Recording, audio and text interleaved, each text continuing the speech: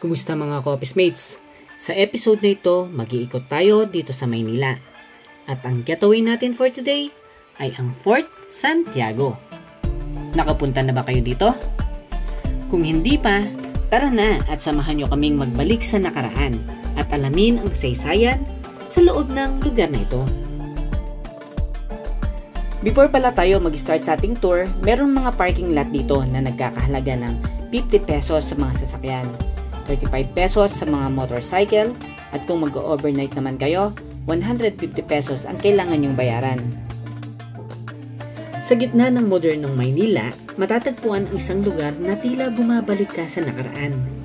Isang kuta na saksi sa digmaan, kapangyarihan at sakripisyo ng mga bayani. Ito ang Fort Santiago, ang bantayog ng kasaysayan sa Intramuros. Bago pala tayo magpatuloy, ang entrance fee dito ay 75 pesos para sa mga adults, 50 pesos naman para sa mga students, teachers, senior citizen, at PWD. Dahil ang lugar na ito ay makasaysayan, hindi lang mga Pilipino ang nagpupunta dito. Dinarayo rin ito ng mga foreigner na nais malaman ang kasaysayan ng lugar. Ang Fort Santiago ay itinayo noong 1593 sa pamumuno ng mananakop na si Miguel Lopez de Legazpi. Bahagi ito ng Intramuros, ang makasaysayang walled city na nagsilbing sentro ng pamahalaan ng mga Kastila sa loob ng mahigit 3 siglo. Naging depensa ito laban sa mga mananakop, ngunit kalaunan naging kulungan ng mga rebeldeng Pilipino. Pinakatanyag ang Fort Santiago dahil dito ikinulong ang ating pambansang bayani na si Dr. Jose Rizal bago siya barilin sa Bagong Bayan noong 1896. Makikita dito ang kanyang mga bronze na yapak, ang huling mga hakbang bago siya humarap sa kanyang kamatayan. Ano ang Postigo de la Nuestra Señora de Soledad? Ito ay isang maliit na pintuan sa tabi ng ilog sa Fort Santiago na direktang nag-uugnay sa Ilog Pasig. Ginagamit ito noon bilang daanan palabas ng kuta patungo sa mga komersyal na lugar gaya ng Binondo at Quiapo. Mahalaga ito noon dahil dito dumaraan ang mga sundalo at opisyal ng kuta upang makatawid ng ilog sakay ng bangka. Ngayon, ang pintuang ito ay nagsisilbing koneksyon patungo sa Paseo de Soledad, isang pinalawak at inayos na parke sa gilid ng Ilog Pasig na binuksan noong 2017 bilang bahagi ng revitalization ng Intramuros. Sa loob ng Fort Santiago, mayroong mga lugar na puno ng alaala. Katulad na lang ng Rizal Shrine Museum, kung saan makikita ang kanyang mga sulatin at personal na gamit. Mga dungeon at kuweba, ginamit na kulungan noong panahon ng Hapon sa ikalawang digmaang pandaigdig. At ang Plaza de Armas, dating lugar ng pagtitipon na ngayon puno ng berdeng tanawin at katahimikan. Ano naman ang Baluarte de Santa Barbara? Ito ay itinatag noong 1593 bilang isang kahoy na platform malapit sa bunganga ng Ilog Pasig. Noong 1599, pinalitan ito ng batong adobe na may storage vaults para sa mga armas at powdered magazine. Ipinangalan ito kay Santa Barbara.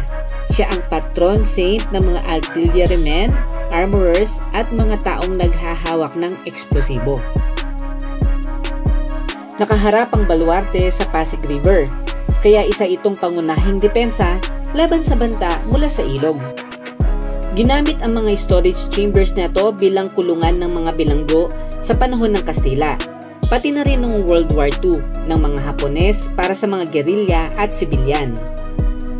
Naapektuhan ng gusto ang bahagi ng Intramuros kasama na ang mga baluarte ng Santa Barbara sa naganap na Battle of Manila.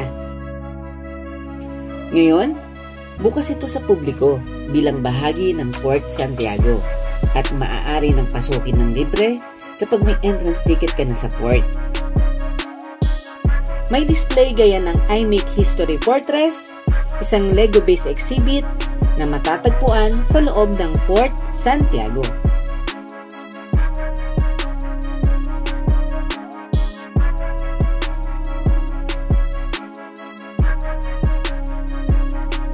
Bukod sa kasaysayan, makikita rin dito ang ganda ng kalikasan, mga hardin, lumang pader, at tanawin ng Ilog Pasig.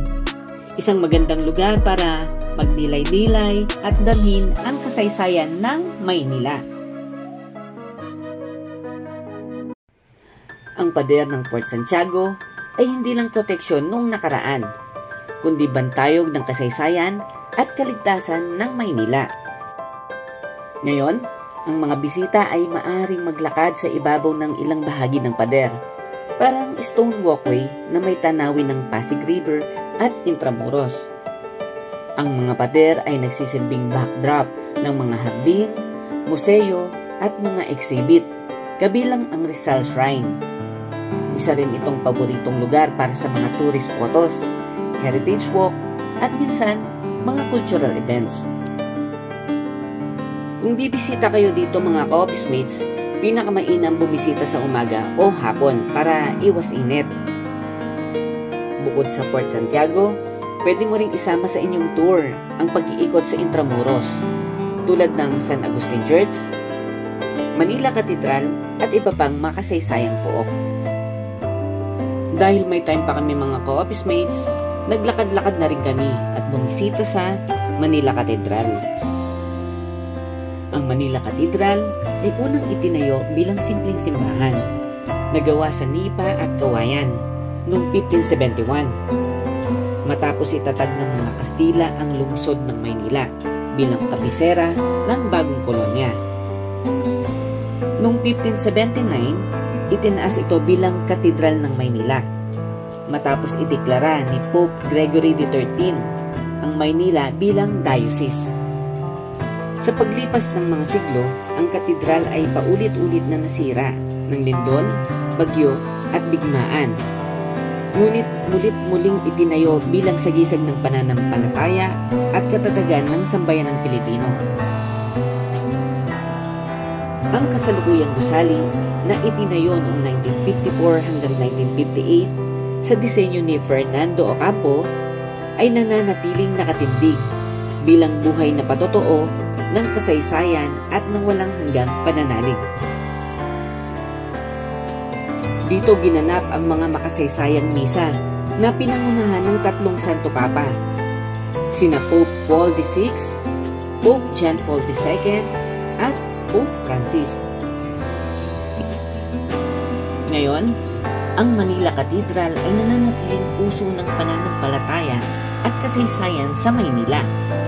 Sa bawat haligi at altar, makikita ang katatagan ng mga Pilipino at ang ganda ng ating kultura.